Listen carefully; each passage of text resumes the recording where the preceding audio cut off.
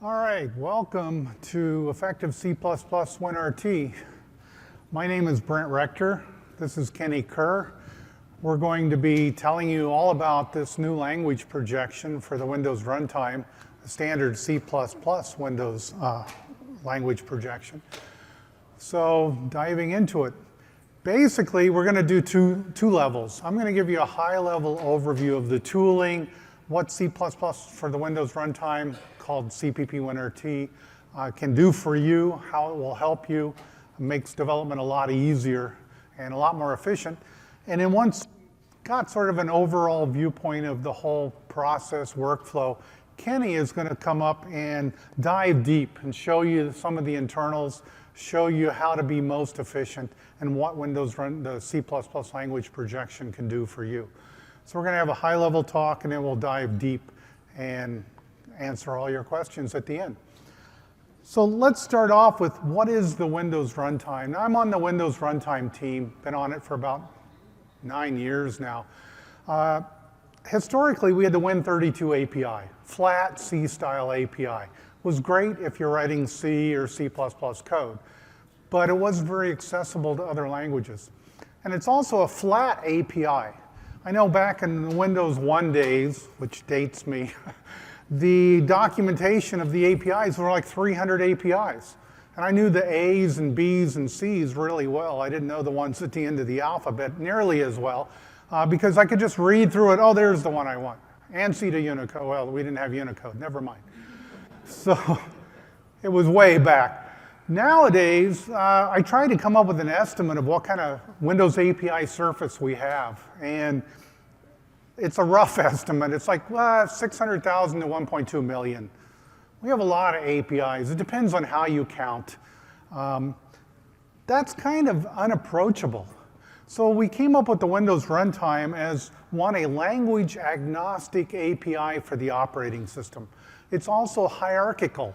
So we have namespaces, we have classes. It's a classy programming model, not a flat C-style programming model. And the nice thing about the Windows Runtime is it comes with metadata for all of the APIs. So we talked about it's object-oriented. The metadata is really very powerful. It's what actually gives us the ability to produce all the various language projections. So you can actually write programs in JavaScript or C# or C++ or Objective-C or other languages, all targeting the Windows Runtime API. So this is the modern programming surface for the Windows OS. We still have Win32 and everything that you know and like to varying degrees, but we have this great Windows Runtime API. So these language projections, sort of the key phrase that we toss around internally is we want programming in your favorite language to write Windows applications to be natural and familiar. So if there's an idiom that your favorite language uses, we want you to be able to use the Windows Runtime OS APIs using those idioms. And what is natural and familiar in one language may not be natural and familiar in another language. But with this metadata about the APIs and the Windows Runtime that lets basically any programming language access them, we can expose those APIs in a natural, familiar way to you. Now, C++ for the Windows Runtime, or CPP WinRT, because I can say that much more quickly, is a language projection. We have another one, which I'll show you briefly, called C++ CX. That was an earlier projection for the C++ folks. And we'll compare the two briefly and show you why we think this is an improvement. So what is CPP WinRT? As I said, it's a language projection for Windows Runtime APIs. At its bottommost layer, really, it's a header file-based library, a C++ header file library, like STL or Boost. It also comes along with a tool that you can point it at a metadata file that describes a Windows Runtime API, and we will generate the library for that API. So regardless of the language that somebody implemented a Windows Runtime control library or utility library or whatever, you can get C++ header file wrappers over those and access those APIs naturally. So how do you get CPP WinRT? Well, Visual Studio 2010 15.7 released today. You download it, and this header file library comes with Visual Studio. It's actually been in all the RS4 beta previews up till now as well, so you might have actually already tried it. What can you do with it? Well, basically, every OS API, or really any Windows Runtime API, whether it's an OS API or some third party, to you is just a C++ class. You just instantiate it and you call members on it just like you would any other C++ class. We go to great lengths to make it look, feel, and behave just as it were any other C++ library. And you'll see when Kenny does the deep dive, we go to great lengths to say, you don't have to learn a new type system. You don't really need to know the Windows Runtime type system. You can just use std W strings and std vectors and pass them into our APIs, and it just works. And we make sure and do that in a very, very efficient way. Now, for most people, they're going to just use our library to call APIs, to use them. But if you want to implement Windows Runtime API, the nice thing about implementing something as a Windows Runtime class library is it's accessible now to anybody using any language. So a lot of people think, well, how about implementing it? Well, you can implement it in standard C++ as well, too. So the nice thing, and I kind of glossed by it, so I want to come back, is this is all standard C++. If you've ever seen C++ CX, we had non-standard data types, non-standard keywords, hat pointers, ref classes, all this stuff that hurt my eyes to look at, especially the little pointy hat things. So here, everything I'm going to talk about today is just standard C++. We actually test with the Clang compiler, the Microsoft compiler, to make sure we're just standard. Now, that said, we're very, very modern standard C++. We're C++ 17. And we have features that we're talking to the standardization committee in C++ 20 that we'll leverage if they get adopted. So we're actually using very, very modern standard C++. So you need a really new compiler. We break the compilers all the time and then get them fixed and then use the features. Now we're also finally going to show you a preview of our XAML support. So a lot of people that want to build UWP applications, they want to use XAML for their UI framework.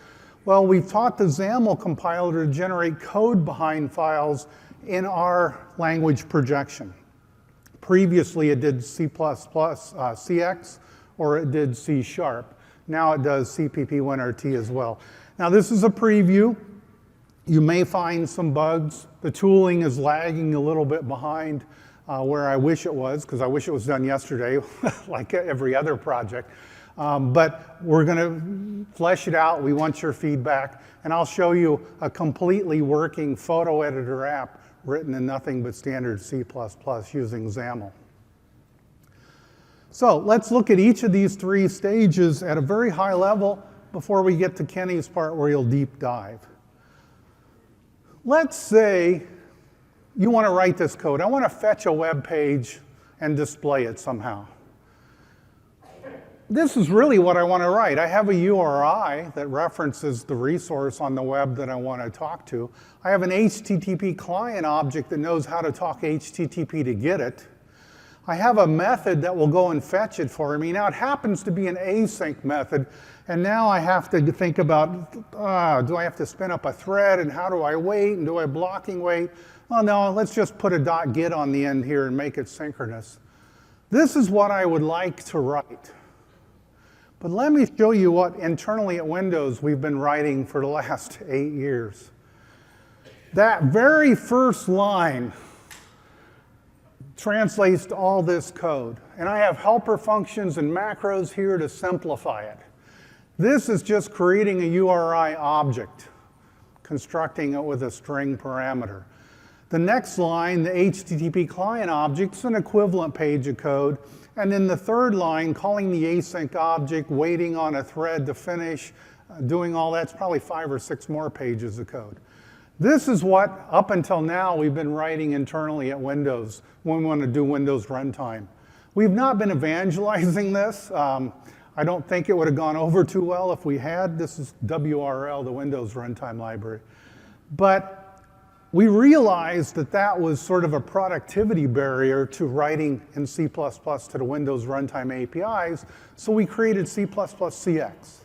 This was a number of years ago when the Windows Runtime itself was new. So we basically modeled very closely some concepts in the Windows Runtime. We have these hat pointers. These are reference counted objects. So they're smart pointers really, but they know how to add ref and release. So we have ref new. Well, you have to allocate. It's not really new. I'm not just heap allocating an object. I'm going into the Windows Runtime and row activate instances, the low-level API. But I'm basically activating a class. And I need to tell CPP or CX, that's what I want to do. So I have ref new. I have these hat pointers. If I want to do async work in C++ CX, generally the way most people use it is with the Parallel Patterns Library, PPL. And PPL, you can create a task. You can give it a lambda. There's the return statement is the lambda. It spins up a thread or grabs one from the thread pool and runs the lambda on it. It has the thread pool thread signal an event when you're done. The main thread's blocking on the event because of the .get at the end. I just really wanted to get a web page. That's all I wanted to do. And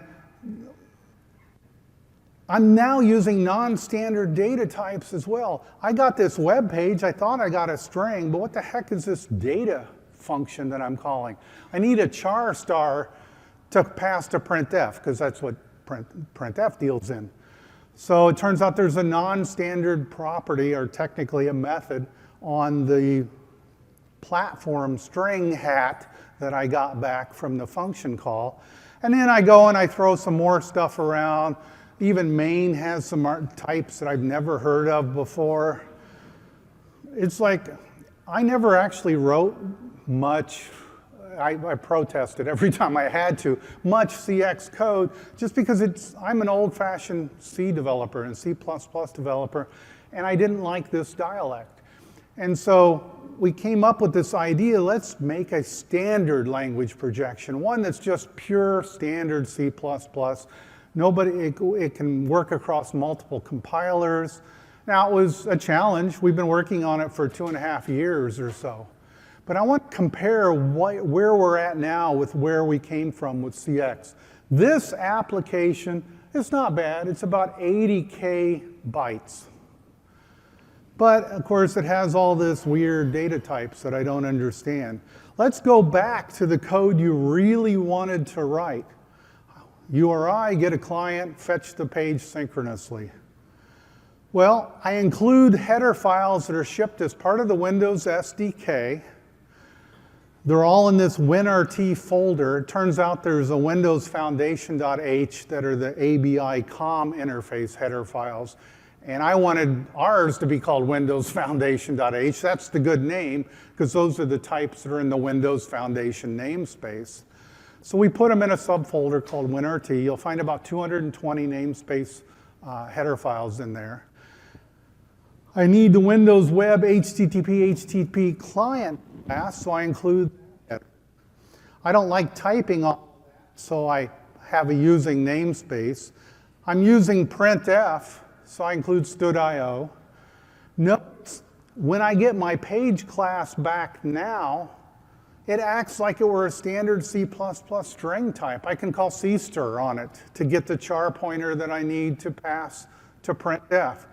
And when I wrap the thing with the regular main, it's the regular main that you know and like considerably. There's one call that you have to make to make the Windows Runtime initialize. CX did this for you because it knew you're using all these weird main entry points. It knew, oh, he wants to use the Windows Runtime. Well, we have a C class that does that for you in the department. And of course, the destructor will uninitialize at the end. And that's it. That is your standard C++ program. Bonus, when you compile it, we're 23K bytes instead of 80. So in this case, we're 70%, let me not, it's only 70% smaller than the CX version. Now, to be fair, the majority of that's because I don't use PPL. The parallel patterns library, it's template-based classes. They produce a lot of overhead when you instantiate all the templates. A more typical result we've seen again and again and again. If you take a standard CX app and you change it to C++ WinRT, it has some PPL because it uses some async functions. You get about a 30% reduction in size.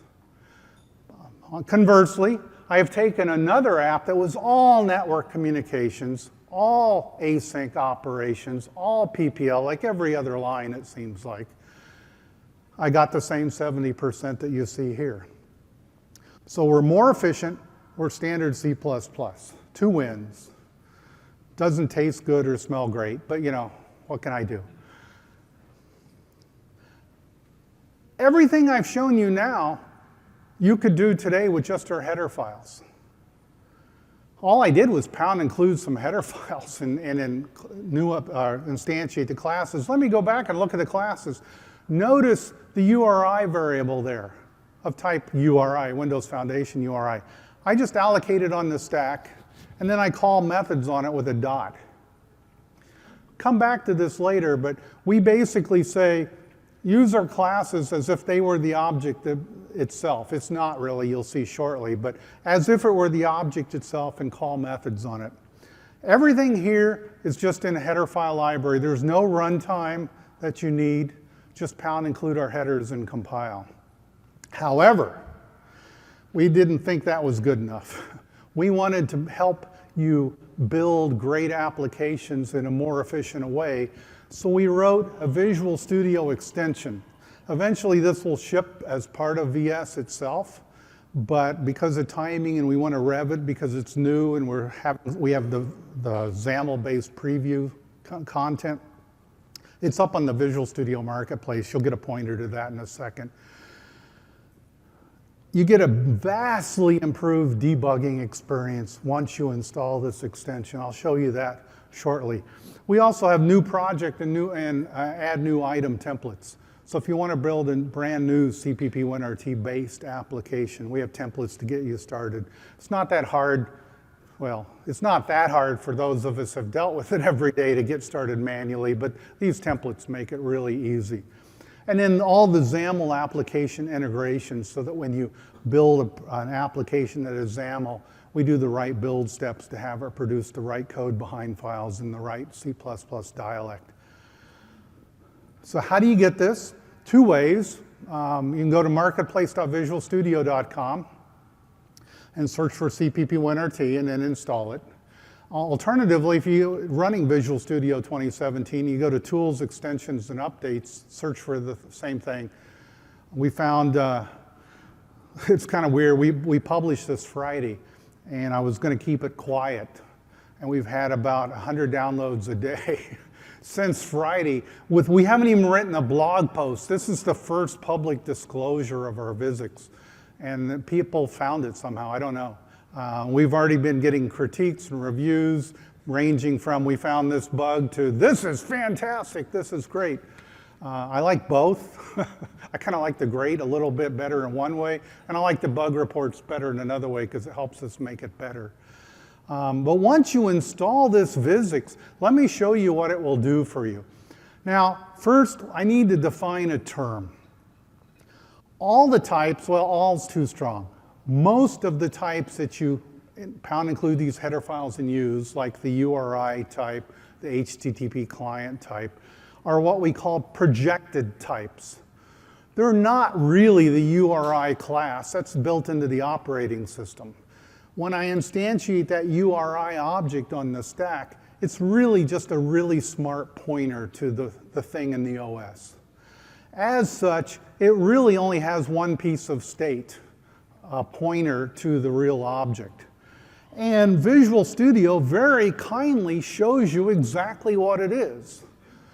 So, wow, it's got a field called m_PTR, and it points to an IUnknown vtable. And there are its addresses, as if you really wanted to know that. Well, I didn't find that as helpful as maybe you do. And by the way, you get the same thing in CX, so we're not lagging there, or in raw C++ with the WRL code that you saw.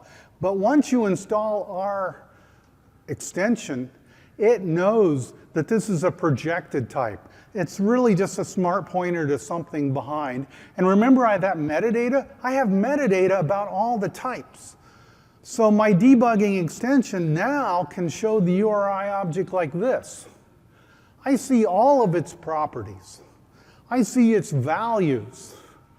I'm really just looking at this instance of a smart pointer, and what the extension does is it goes and looks at the metadata, sees what properties are available, synthesizes a call to the prop get functions to get the value, and then formats them accordingly. So I think this is a win just for the VSIX alone. If it did nothing else, this was one of our key features that people loved.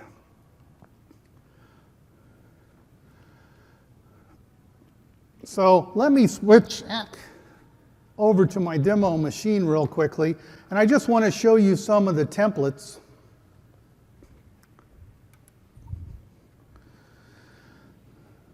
And show this to you live. Basically, when you say File, New Project, and you go to Windows Universal, these things down here at the bottom with the blue icons, these are the project templates, 3 of the 4 that we have right now. A blank app, that's an empty XAML application with just a blank main page. Actually, it has 1 button on it. We have the core app. This lets you write DirectX or game-like apps. And then we have the console application. Oh, and we also, which is not in the UWP, so it's over in Windows Desktop. And then we have Runtime Component, which lets you implement a Windows Runtime type. I'll talk about all of these to varying degrees, but first I wanted to go to the console app, walk you through the structure. This is the app that you saw before. One key thing, which I have to mention, is the PCH file. Now, we have a tool that reads the metadata and generates these classes. It's a compiler called cpp_winrt.exe. It's in the SDK. It runs as part of the build process for some other usages. But the system headers, which were generated by that as well, there are about 40 megabytes of header.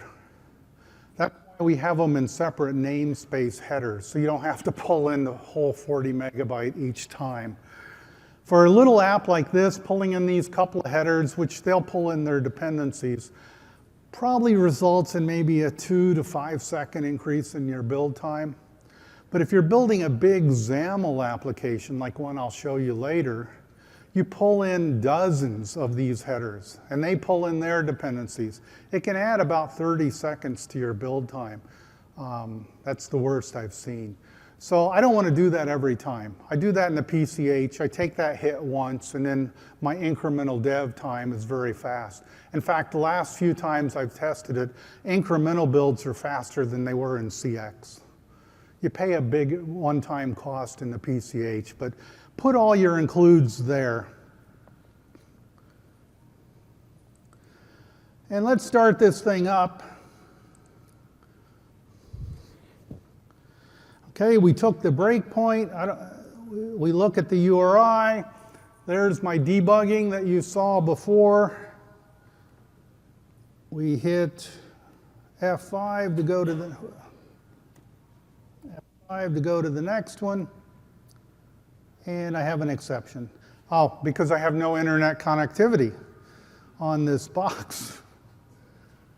And I'm not going to take time to do that, but I was going to show you the page. If you looked at the page type, You could find out that we also have the debugger extension on that. I can browse over it. I could see all the text. I could invoke the visualizers. Since that's an HTML page, I could click on the HTML visualizer. You get all the debugging that you had before, plus some, as you can see here. All right, back to the slides.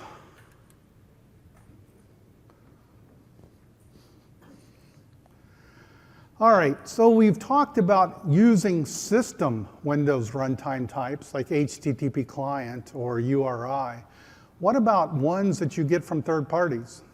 Maybe you get a Telerik control, or maybe you get a class library, a WinRT class library from some third party, like the Win2D library that lets you do retain mode graphics nice and efficiently. Well, we support that too.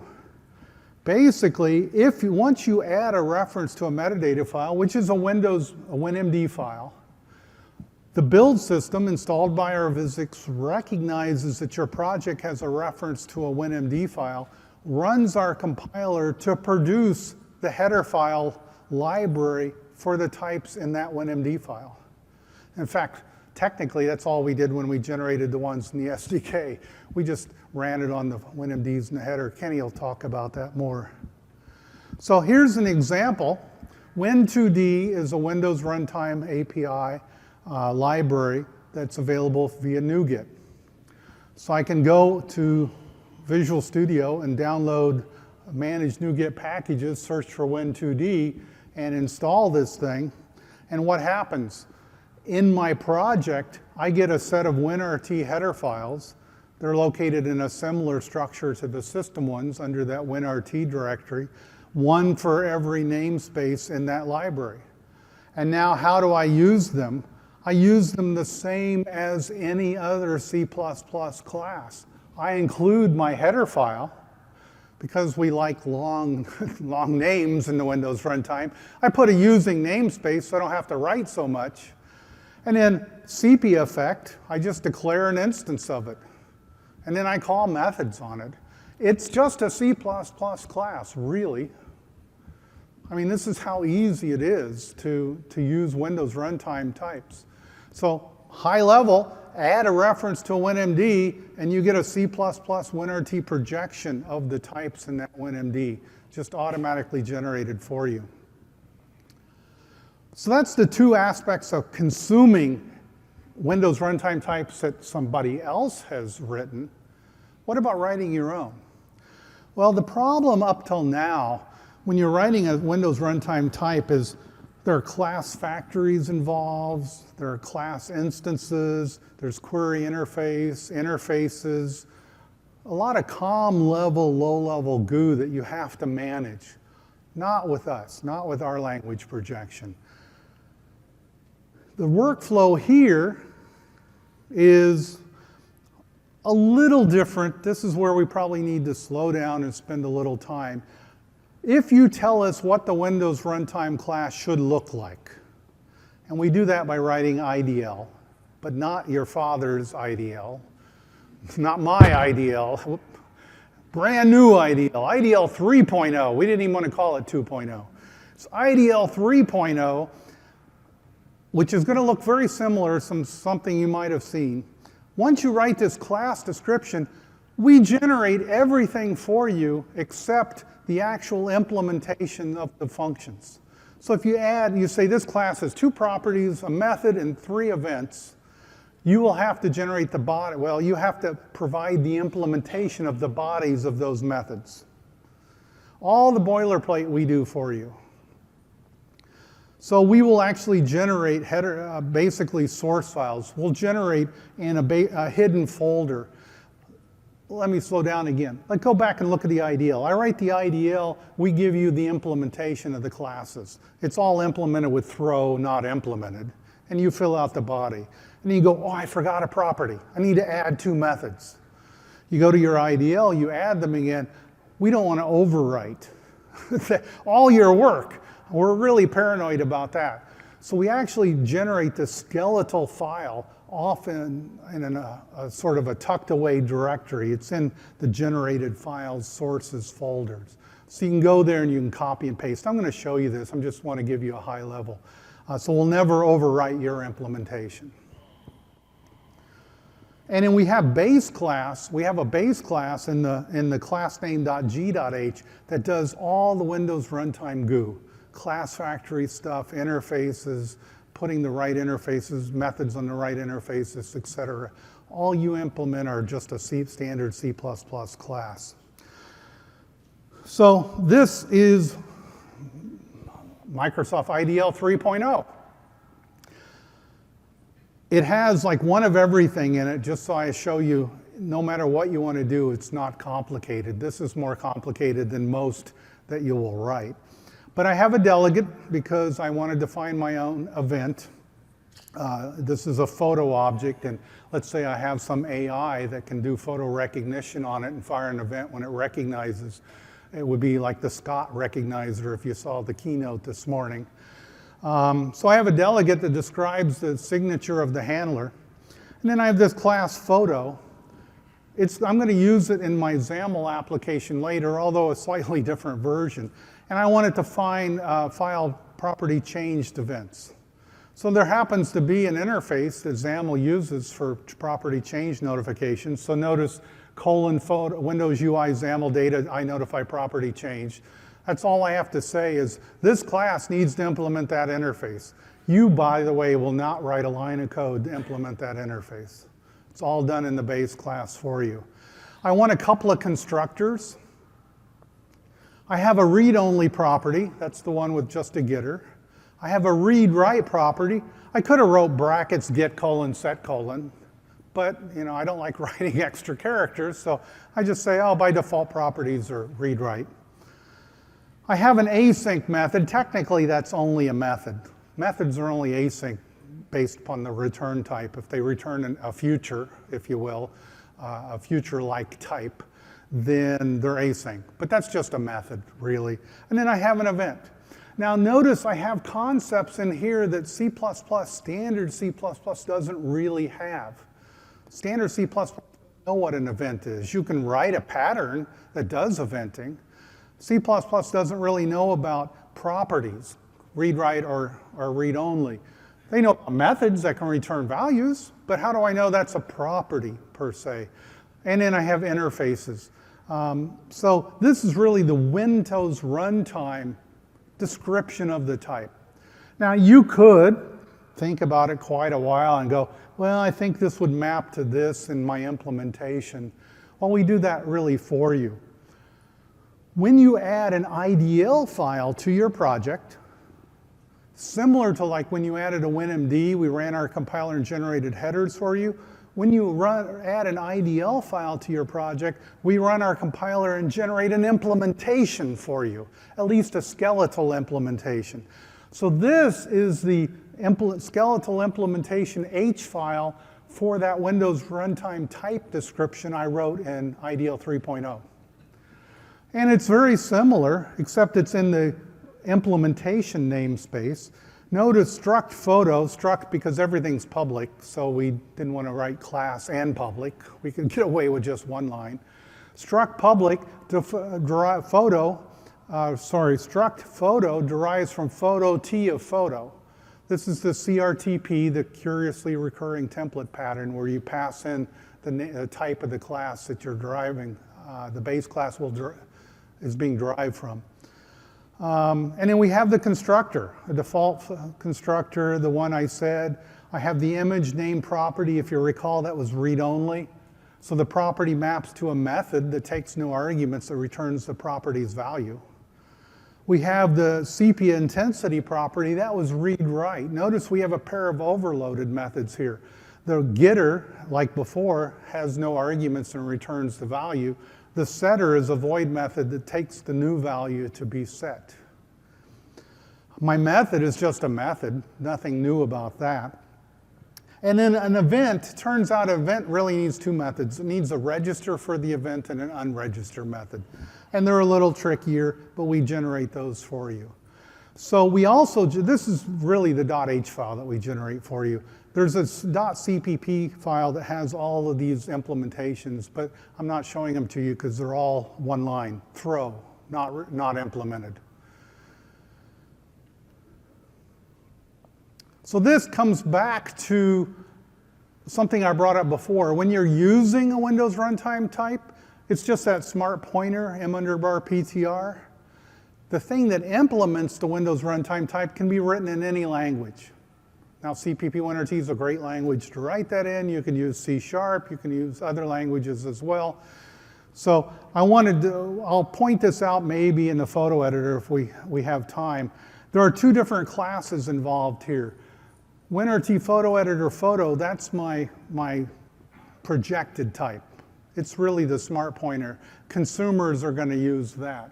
In my implementation code base, I have the implementation type. And the only real difference in the name is the namespace has the extra node of implementation in it. The reason I bring that up is when we look at an implementation, like a complete application, like the photo editor app, in some parts of the code, I'm implementing the photo type. And other parts of the code, like the XAML pages, I'm consuming that photo type that I implemented.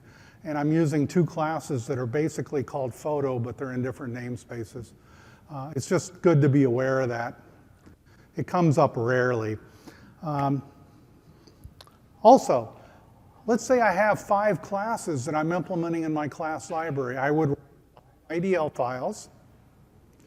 I would get 5 WinMD files.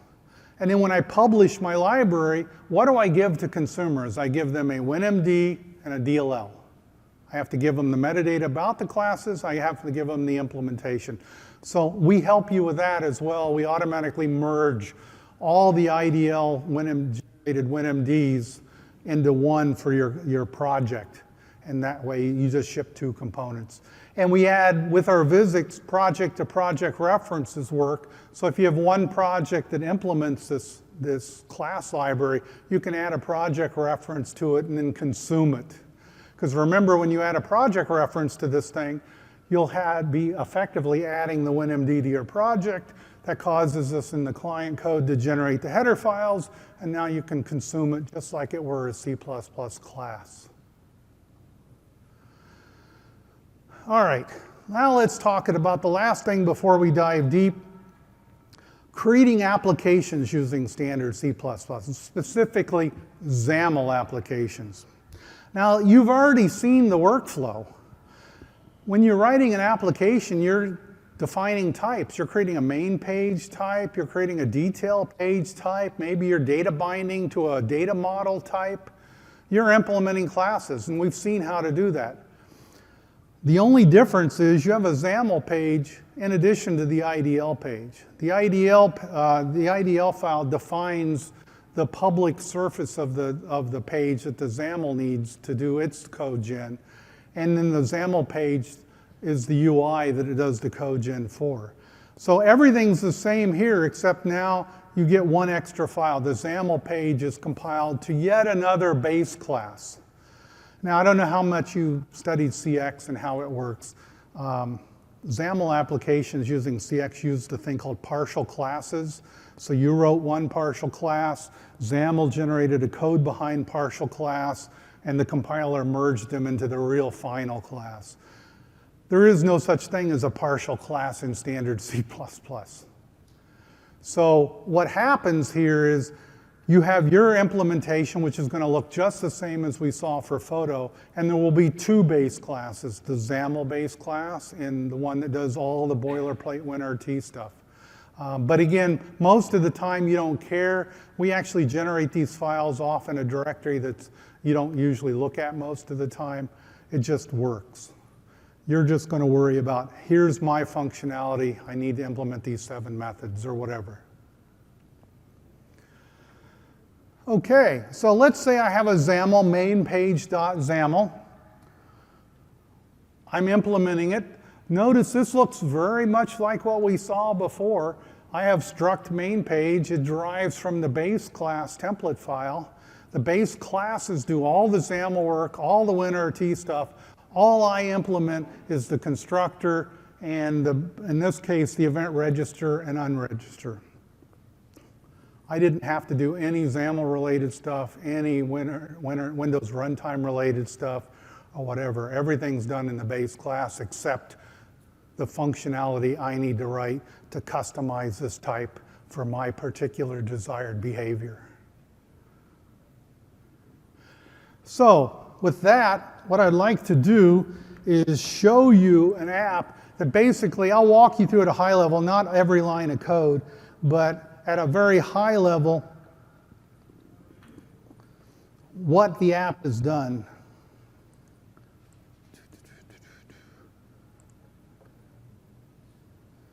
My machine went to sleep. Okay, so here is the photo editor app, and I'll show you a little bit of the functionality before we look through the code.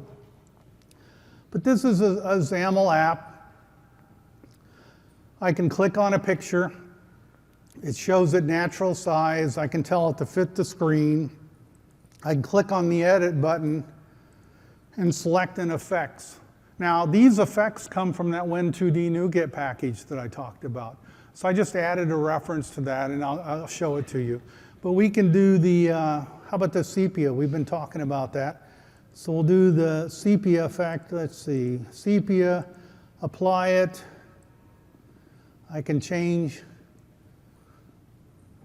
remove all the effects. I could actually do 2 or 3 effects at once.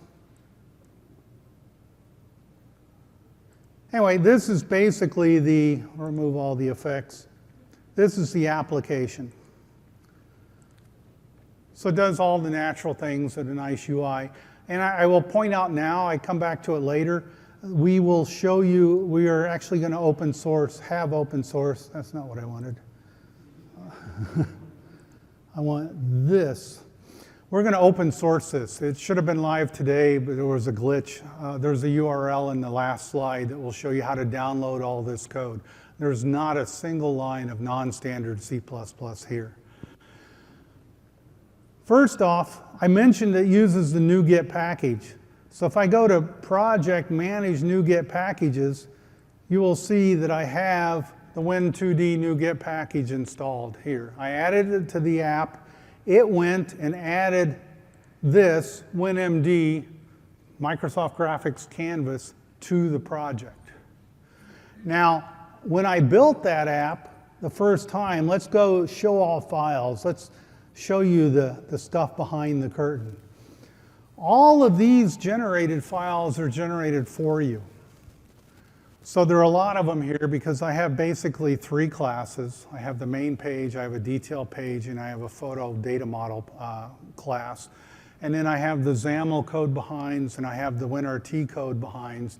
All this is generated for you.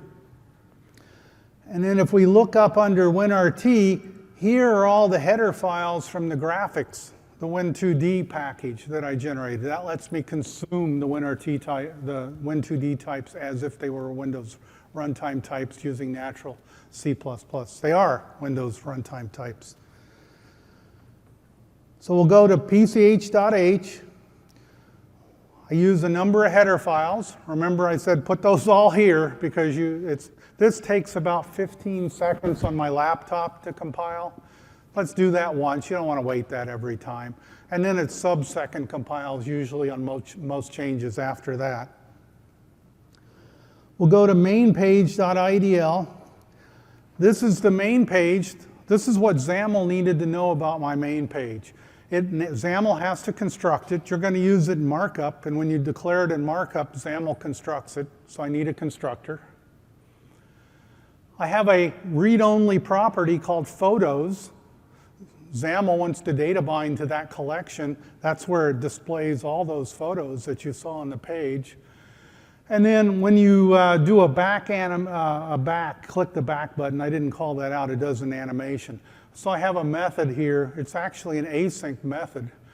You can tell that from the return type, iasync action, that does the animation when you hit the back button. And the reason why I need those, if we go to the XAML page itself, there's photoeditor.main page, so that's the name of the class that it's expecting. That's what I declared in my IDL file.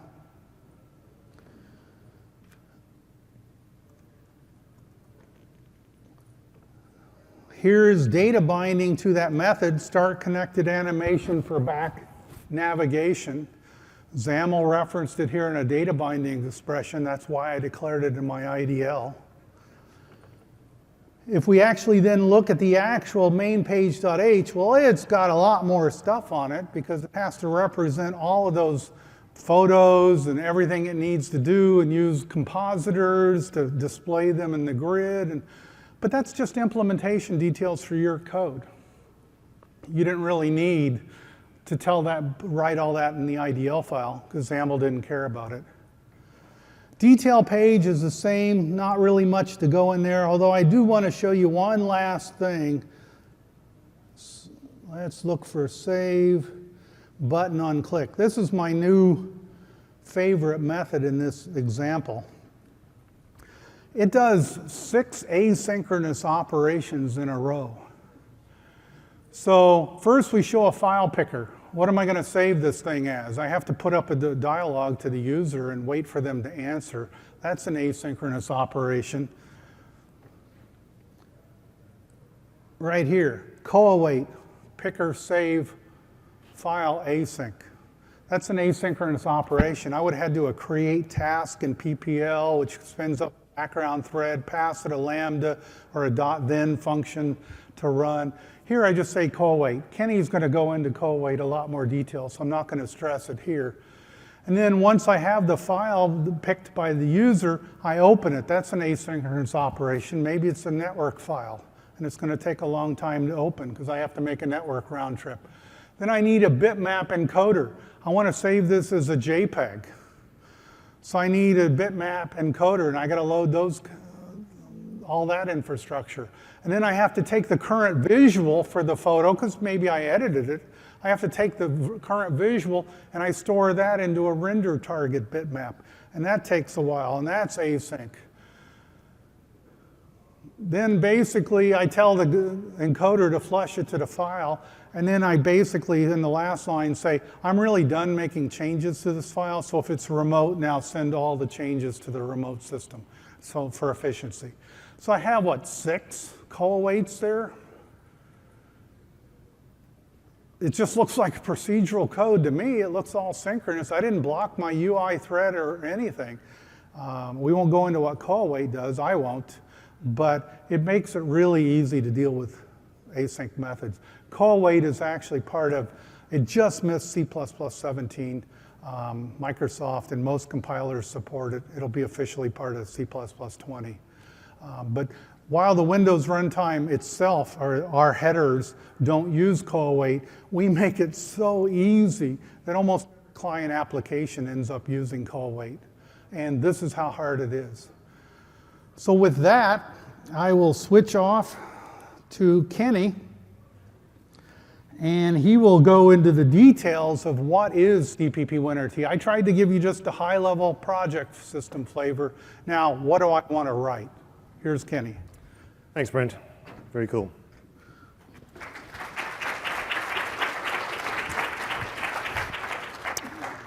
So I want to switch gears a little bit and talk about some of the stuff that Brent spoke about, but looking behind the scenes, looking a little deeper to show you exactly what's going on and where you can get at this yourself. Let's say you don't like Visual Studio, you use some other tool chain, that's fine. You should be able to plug in directly yourself. So where I usually begin is with the dev command prompt. So I type x86 in the start menu, and up there you'll see the shortcut for the x64 native tools command prompt. From there, you really have Visual Studio 15.7 and the Windows SDK at your fingertips. All the tools that you need are right here. Specifically, I want to call out 2 tools. One is CL, that's our Visual C++ compiler, and you'll notice that that appears in the Visual Studio program files. You'll see host x64, x64 underneath. The idea there is we're cross-compiling, so there's a 64-bit host compiler that'll target ARM or x86 or 64 in this case. And then we have the C++ WinRT compiler. And there you see that ships in the Windows SDK, it's program files, and it resides in its own version folder. That version is the version of the Windows SDK. Now we don't actually ship a 64-bit version of CPP WinRT, that's an x86 binary. It just happens to show up in that path because that's where all of the 64-bit tools reside. But that binary is completely standalone. It doesn't even have a DLL for the CRT. It's all statically linked, which means you can now take that executable, CPP WinRT, copy this onto your build machine, run it from CMake, or whatever your tool of choice would be for building your applications. As an example, let's look at this little bit of code here. This is just a simple console app. I'm not really want to focusing on the code, but how the code is compiled. So I'm calling printf, which means I include sudo, and I'm calling some Windows API, Windows Foundation URI. So that comes from the Windows Foundation namespace. So back at the console, this is all we need. I'm calling CL. I'm saying limit the output, please. I want C++ exception handling. I want to target ISO C++ 17. And finally, I want to use Windows app.lib to resolve references. That's it. There's no Apex here. There's no certificates, nothing else. This is all you need to build your application today. As Brent mentioned, these are headers only. You simply include them in your application. Use CL or use Clang, and it works just fine. One final thing, he did allude to coroutines. So if you want to use coroutines in your application, you need to add /await for now until hopefully C++ 20 makes that available generally. Back in the application, there's one final question that we need to answer, and that's where does this header come from? So back at the console, we can also demystify that. So if you run set include, you'll notice all the includes paths by default for this dev command prompt. And right at the end there, you'll see under the Windows SDK program files, we also include a subfolder called CPP WinRT. And within there is that WinRT folder that Brent mentioned, where you'll find all of these headers. The neat thing is that you can run CPP WinRT yourself and generate those headers directly. So even if you don't have the Windows SDK installed, so let's imagine you copied CPP WinRT onto your old build server. You can then run CPP WinRT-in SDK. SDK is the option that it will basically find the latest Windows SDK that's installed on the machine and build the headers for that. You can also target a specific version of the SDK or just a custom set of winmds you might have copied onto that build server. Now, having said that, I want to focus purely on the code and show you some of the cool things you can do with C++ WinRT and focus on a set of practical tips that you can take away from this talk. And the first one is a set of things about async. So the first thing we want to do is make async synchronous. Now, one of the things that was very common in the Windows 8 timeframe is, well, we have all these great async APIs, but what if you don't actually care about UI, you're not building a UI application, and you get this silly error, cannot convert from. And so we have get retrieve feed async. We're building an application that downloads my RSS feed, but this thing won't compile, and it's because async is actually an IAsync operation of something, something, something. I just want the syndication feed out. How would I get that out? And as we alluded to before, we simply add the .get method. Much like std_futures.get, it'll block the calling thread until the result's available and make that available to the caller. If an exception occurs, it'll throw it at that point as well. The corollary is, what if you want to actually have async be cooperative? You actually are building a UI application, and then this is a bit problematic, because this get call here is going to block the UI, and you really don't want that to happen. So this is the case where coroutines come in really, really handy. So the solution there is twofold. First, we remove the trailing .get, and we simply insert or prepend the co-wait, forming a co-wait expression.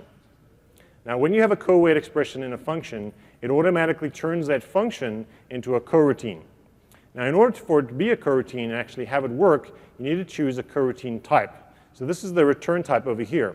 Now, we provide a set of return types, or coroutine types, and they map to the WinRT async interfaces. And we will stitch this up for you so the compiler and the library, C++ WinRT, work together to create the coroutine on your behalf. The result is that you have a fully formed implementation of async in action, in this case, that you can then return to a caller. The nice thing about this is that all of these types are WinRT types, which means they all provide an ABI. You can then return this to a C# application, and they can await the result as well. There's one gotcha that most people that are new to coroutines tend to run into. And I want to just highlight that here and make sure everyone's aware of this as we get started. There's exactly one character on the slide that's out of place. And that's this reference over here. When you're writing a coroutine, you must recognize that there may be suspension points. Suspension points are typically introduced by the co-wait expression, And that's a point in which the execution returns to the caller, and the coroutine may continue to execute asynchronously in effect. So let's imagine that constref is basically a pointer to the caller stack. And that stack may now disappear because executions return to the caller, and so that may not be stable. And so the solution there is simply to pass by value or capture by value. So if you're used to lambdas by now, you recognize that a lambda may be taken out of context, and you want to make sure that that executes reliably. Same story here, pass by value for coroutines. Just to highlight that one more time, on the one hand, we have a synchronous function. You want to use constref there. You know, if you're passing a std vector, you don't want to copy it. Same with WinRT types. You'd introduce a lot of interlocked overhead for the add ref and release behind the scenes. But in that case, for a synchronous call, you want constref. It's really efficient. You can call .get. For async, for coroutines, you want to make sure you capture by value, pass by value, and then you can use co-wait, and it works great. Those are your two scenarios. Sort of build that into your muscle memory.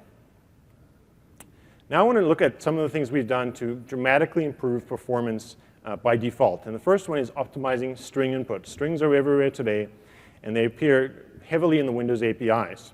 So let's imagine we have a simple API called toUpper. And you can imagine what that would do. It takes an H string as an input and returns the result. And we would naturally want to call this in a number of ways. So we might have an H string that we received from some other API, and we simply want to pass that in, and we should expect that to work. We might also have a std wide string, and like Brent mentioned, we want this to be able to work. And finally, a string literal should just work as well. The problem is this one won't compile. You see, a std wide string is allocated one way, and an H string is allocated another way, and they cannot be copied without an allocation in between. And therefore, we don't provide an implicit constructor to make that call work. So one option is to actually add an explicit constructor call there. And that'll certainly work. The problem is that both of these now are introducing hidden copies.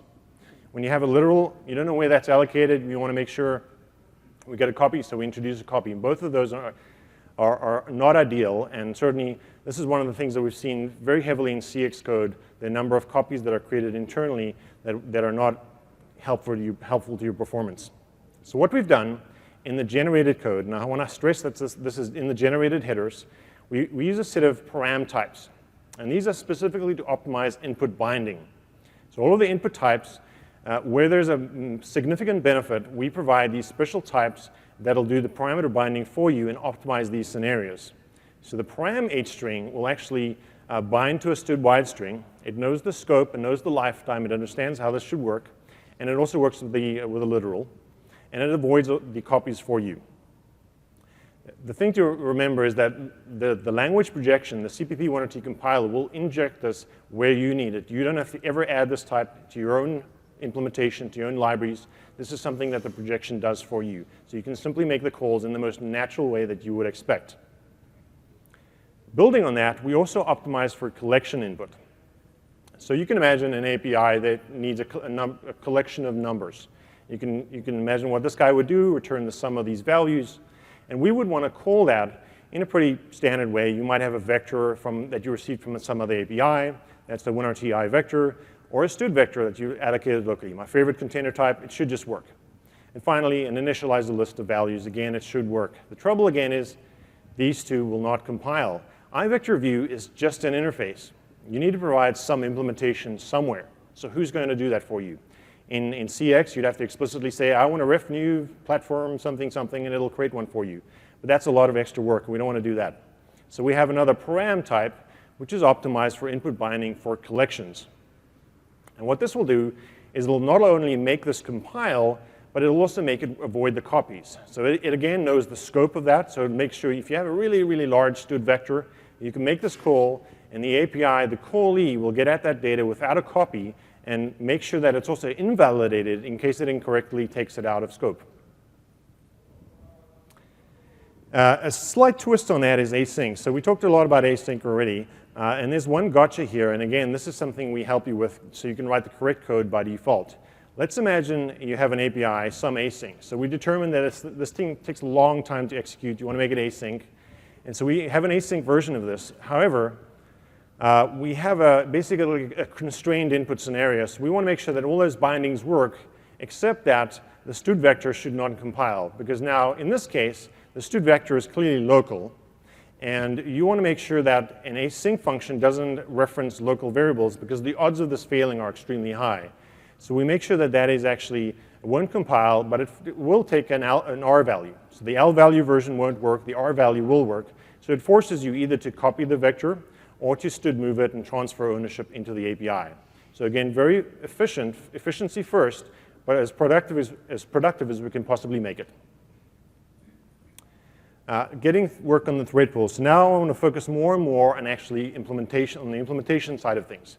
As we've seen, it's very easy to call APIs and make those calls, but how hard is it to actually provide these implementations? We've seen, like this example, how easy it is to create a coroutine and actually implement those async interfaces. But what if you actually want to get some work done? So I have this algorithm here. It wants to do some compute-bound operation. The trouble with this is that there's no suspension here whatsoever. And there's no point at which the caller is actually going to be, execution will return to the caller so the call is not blocked. And so what we need to do is introduce a suspension point. Even if you're not co-waiting some other operation, you need to make sure that we actually return to the caller and then immediately resume on the thread pool. And that's what co-wait resume background does for you. We have a set of helpers for coroutines specifically, and they work on the Windows NT thread pool. This is not the thread pool APIs in the Windows Runtime. This is the very low-level Windows thread pool API, so it's incredibly efficient. But as you can see, it's very, very straightforward within a coroutine, within a function, to immediately switch to the thread pool to get actual work done. But one of the things that happens when you're working on a coroutine is that you actually want to make sure that you get, you may have to get onto the right context when you're done with your thread pool work. So let's imagine that a variant of that example. So we have this coroutine here. And we switch to the thread pool, but then we want to go and update that text block. It's a XAML control, it has thread affinity, and boom, it throws an h-result wrong thread exception. And the solution there is to capture the original context within which that coroutine was called. So for that, we have one option is the apartment context, and we can now capture the exact apartment context that that call comes from, and that happens to represent the thread for an SDA, for a UI application. So we capture the calling context. We can then switch to the thread pool, do some work on the background, and then switch back to the calling context. That ensures that we are once again back on that UI thread, and then this operation to interact with the XAML control will just succeed because now we're guaranteed to be back on that thread. So again, we switched two threads here, and incredibly straightforward and simple to write this code. However, with RS5, the new Windows SDK that we released this week, we can go even further and solve a little problem with a slide. So getting onto the right foreground thread is the question. In this example, how do we know that this is really the right thread for this text block? Let's imagine this coroutine was called from some other coroutine which had already switched to the background. There's no real guarantee that this is called in the right context. Now, you might write your application and you know that this is from some pointer pressed event and it'll just work. But if you don't, if you're writing a component and you really have no idea, we have a solution for that, and that's when we switch to the thread pool, after that we can switch to a specific dispatcher thread. So co-wait resume foreground, it'll use the run async method from the dispatcher in the background and stitch that together for your coroutine, making it very, very straightforward and simple, and in this case, very reliably get you back on the appropriate UI thread for a multi-view application. So that's a lot about coroutines. Let's talk a little bit more about specifically implementing interfaces. Because there we're implementing interfaces, but we're doing a lot of the hard work for you.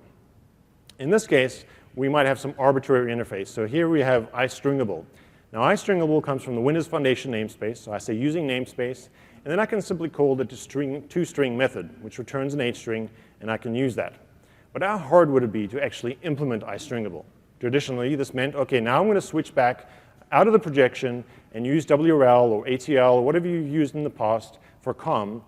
And so let's have a look at what that looks like. So here's struct my type. I'm implementing something. Over here, I would declare the interfaces that I would like to implement. And then within the body, I can simply provide the implementation. Now, so far, this might look somewhat the same as what you'd have in ATL or WRL or some other implementation. But let's look at what that looks like here. In this case, I can simply declare I want to implement iStringable. That's a variadic parameter pack. And then I simply provide the implementation. And note that it has the exact same signature as the one that I called. So the caller will simply call toString expecting an hstring result. And in this case, I'm implementing it in exactly the same way. There's no virtual function. There's no hresult. The hstring isn't a handle, and it isn't an out parameter. It's simply the same signature as you would call. So this makes it very intuitive and natural to implement this correctly. If you want to go and create one of these, we need to call the make function template, and that bridges the gap between the implementation and the projection. So make will construct the implementation type on the heap, and then return the projected type. And we have a set of other, running out of time, so I'll make this brief, but we have a set of implementation helpers, make self, get self, and many others that'll help you to bridge that gap for more interesting scenarios. And it's all documented online now as well. And so here's another example. I want to add another interface, iClosable. I simply add the interface, provide the implementation, and it simply works. That's all there is to it. Behind the scenes, we do a lot of work to implement weak references. It's agile by default, marshallable, and so on. A more interesting scenario is creating collections. So in this example, you see I want to implement the iVector interface, which requires iIterable. And again, you can simply implement those methods. There's no hresults, no outparams. It's all standard C++. It's very convenient, but wow, that's quite a lot of work. You know, if you just have a std vector, you want to make some API call, that's a lot of overhead. Now, you've seen we use the parameter bindings, and we make this work for you. But if you're inside of an implementation, and you don't have the inclination to implement all these yourself, because notice you have to implement iVector view, you need to implement iiterator, and so on. We make it very simple to get that done for you. We have a set of helper functions, and here's an example of single-threaded vector. So here, this simply creates a general purpose implementation, and it returns an iVector interface implementation. And you can see the projected type there, and we can simply use that. We can append members. We can iterate over them. This is just a WinRT type, and you get to use it as you would any other type that you may have received from some API. If you need an iVector view, you can simply call the getView method, and it'll give it to you. So a very simple way of getting that done for most scenarios where you need to pass some data into an application or get some data out of an API to an application. Here's another example that really helps reinforce the value here. You may want to avoid the overhead of implementing or populating that interface across the API, and so you can start off with a std vector, do all your work up front, and then simply move the contents of that into the implementation, and that'll certainly work as you would expect. So we provide single-threaded vector. There's an associative container version, and there's observable versions as well. All of those are called single-threaded in the sense that they don't provide any concurrency. They're not thread safe. So these are really great if you're just passing data one way or the other across the API, and they get the job done for most scenarios. But this has nothing to do with apartments. These are all agile, but they're simply single-threaded. Again, in the RS5 Windows SDK that was released today, we also provide a collection of collection-based classes that you can do far more powerful things. If you need to add concurrency or type transformations, we do that as well. It's very, very straightforward. And as we wrap up, I want to talk about creating delegates and events. So creating a delegate in Windows Runtime is just an interface as well, but obviously a delegate maps to something more along the lines of a std function. It's a callable or invocable type. And so we make it very straightforward to actually implement those without having to go and implement an interface.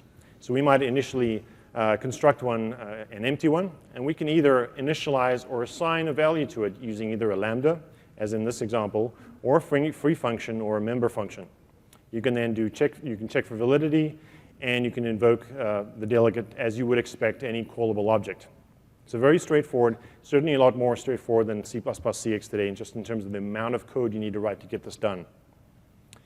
And so the main scenario that we want to use delegates for in the Windows runtime is for events.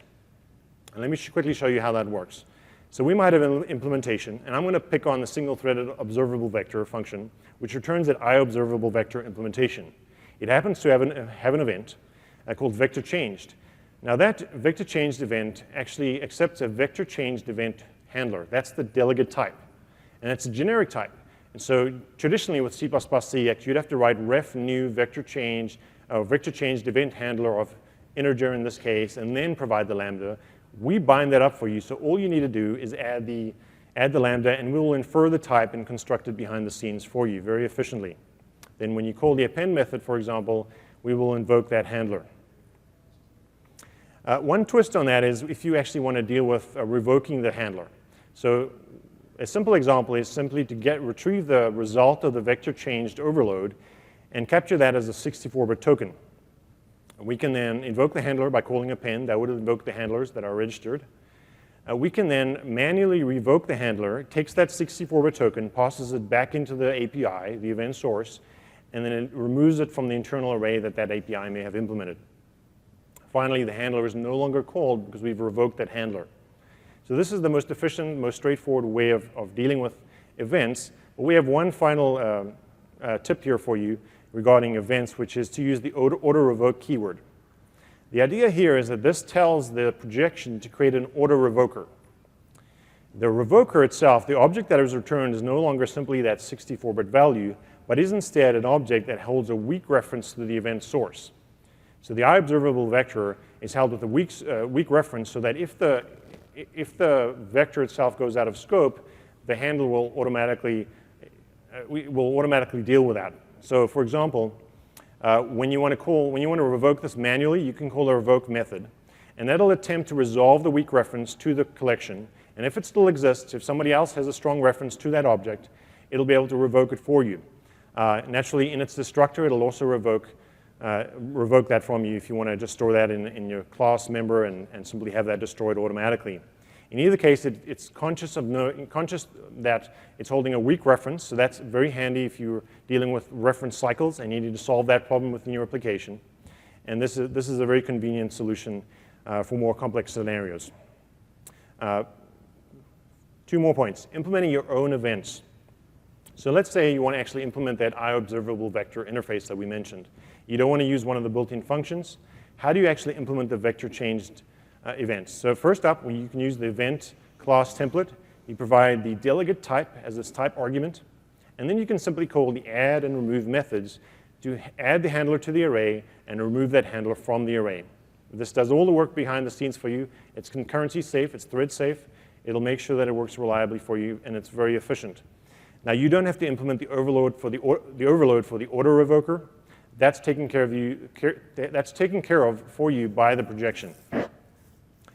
So this makes it simple. Now, the reason this isn't simply baked in is like you can imagine an implementation with 100 events. You may not want to use this implementation. You might want to use some kind of sparse event implementation. So you're certainly free to implement that yourself simply by implementing those overloads in whatever way makes sense for your application. Final tip. So with C++ CX, one of the things that developers did a lot, which they supposedly weren't going to do, was use C++ CX throughout their application. You were supposed to use it on the boundaries, and it was just too convenient to use it everywhere else. And so a lot of developers used events specifically throughout their application internally just for communication. And so to make that scenario very straightforward in terms of porting your code, we provide a delegate, a variadic delegate, which will work with any non-WinRT types as well.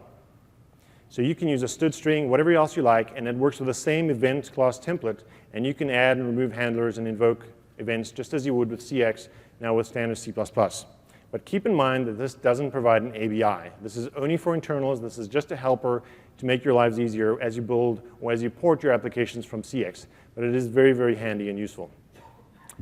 And with that, I'll call Brent to come up, and he'll close us off. Thanks, Kenny. All right.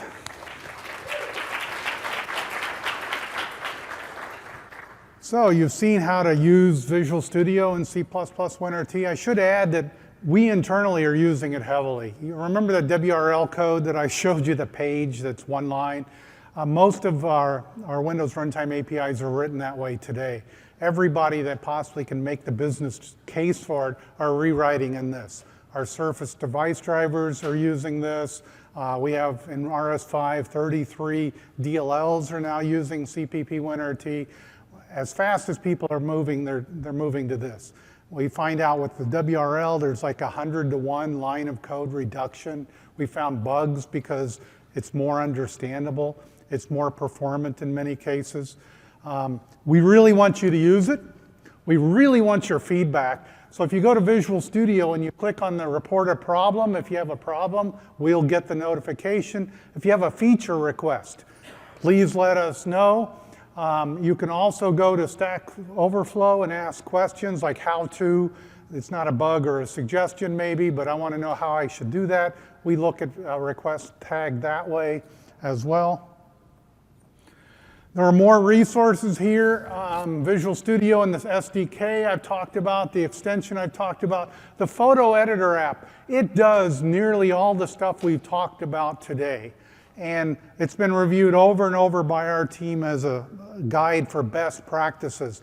That URL is not live last I checked this morning. It will be in the next couple of days. It should take you to a landing page until the editor's alive. But we're going to put the whole source code to that editor app up on GitHub. Documentation has all been updated for us. Basically, you can go online, and if you go to MSDN or docs.microsoft.com now, you can get snippets shown to you in the CPP WinRT dialect, that projection. And with that, I'd like to close out. Thank you for coming. Please use CPP WinRT. We've spent the last 2.5 years working on it. We really want you to use it, and please say good things if you feel that they're true. And if they're not, throw the tomatoes and we'll dodge them and fix the reason you're throwing. Take care. Thank you. Thanks very much.